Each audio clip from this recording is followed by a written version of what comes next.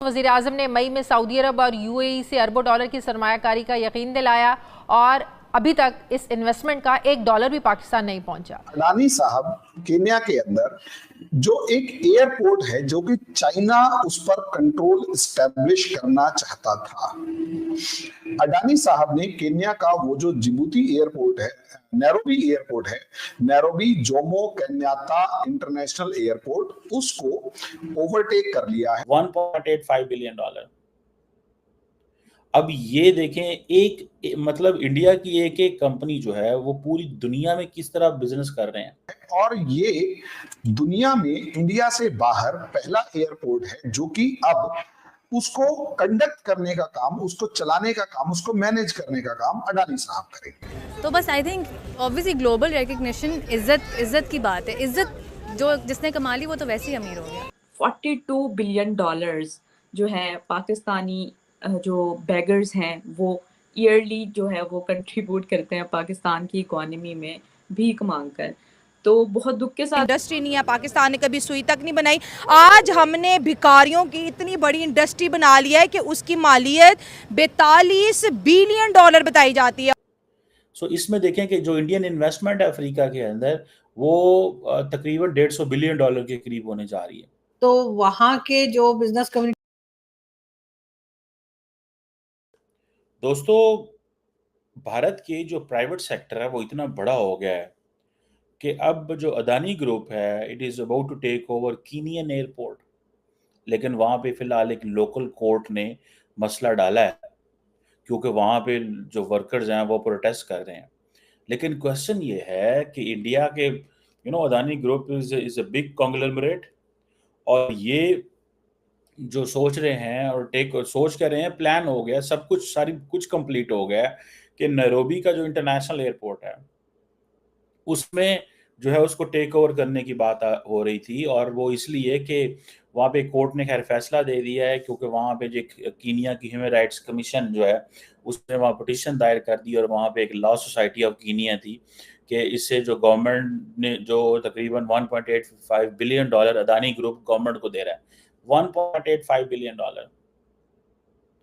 अब ये देखें, मतलब इंडिया की एक एक कंपनी जो है वो पूरी दुनिया में किस तरह बिजनेस कर रहे हैं कि अदानी ग्रुप कीनिया की हुकूमत को $2.25 अरब से ज्यादा पैसे देगा, और वो जो जोमो केन्याता इंटरनेशनल एयरपोर्ट है वो 30 साल की लीज पे ले रहा है। अब वहां पे कह रहे हैं कि ये इतनी बड़ी अमाउंट नहीं है। जारी बात है, हुकूमत ने जब फैसले करती है तो हुकूमत सारे फैसले पहले कर लेती है, कीनिया ह्यूमन राइट्स कमीशन को कौन पूछेगा, और उसकी चीज़ों को तो ओवर रूल कर दिया जाएगा क्योंकि गवर्नमेंट ने कहना है कि हमें तो पैसे चाहिए, और ये है भी लोअर कोर्ट है। और वो कह रहे हैं कि जी अदानी साहब ने जो प्रपोजल दिया है वो अनअफोर्डेबल है। अदानी का प्रपोजल जो है that is for the government of Kenya, not for the courts और for the human rights commission of Kenya के लिए तो नहीं है। और जारी बात है, जब प्राइवेट सेक्टर आता है तो उसने उसको कामयाब बनाना होता है। जिस तरह पाकिस्तानी जो एयरपोर्ट से सुनने में आ रहा है यूएई और बाकी मुल्कों को दिए जा रहे हैं। बहरहाल अब देखिए, अदानी ग्रुप जो है ये अगर फॉर एग्जांपल कीनिया में, यही तो बात है कि अफ्रीका के अंदर जब इंडिया और अमेरिका ये कहते हैं India America dialogue on Africa क्यों है, इसी वजह से है कि इंडिया का जो प्राइवेट सेक्टर है और इंडिया का जो गवर्नमेंट सेक्टर है उसकी बहुत ज़्यादा पेनिट्रेशन है।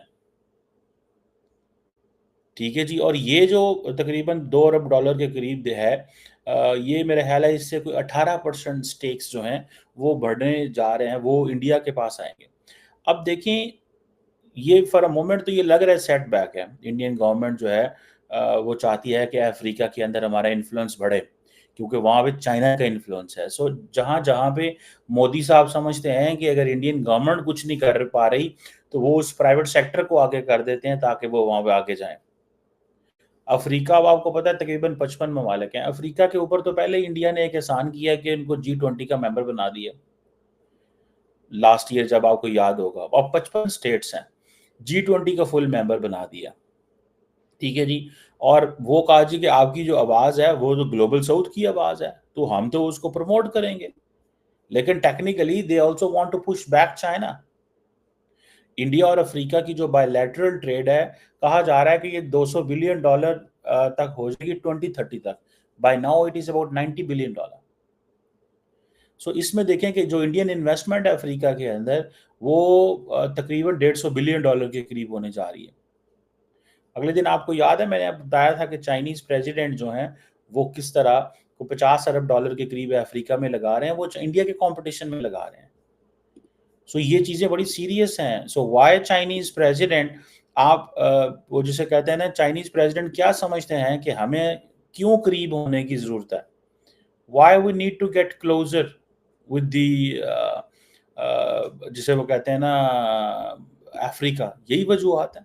They understand that. इससे पहले आपको पता है कि इंडिया जो है वो जो श्रीलंका का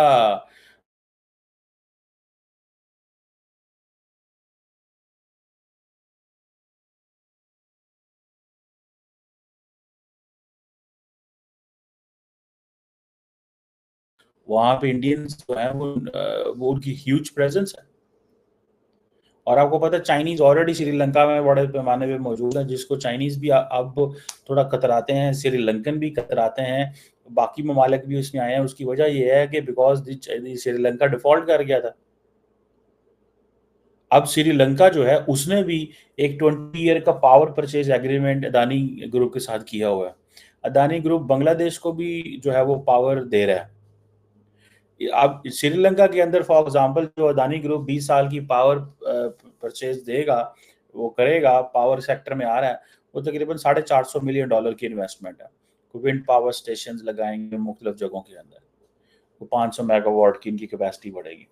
अब क्वेश्चन ये है कि इंडिया जो है so it's getting very, so India अपने प्राइवेट सेक्टर को एज ए टूल इस्तेमाल कर रहा है, जैसे अमेरिका अपने प्राइवेट सेक्टर को टूल इस्तेमाल करता है, जैसे मेटा है, जैसे बाकी ये जो ग्रुप्स हैं, ठीक है, they are part of the private sector जो है वो।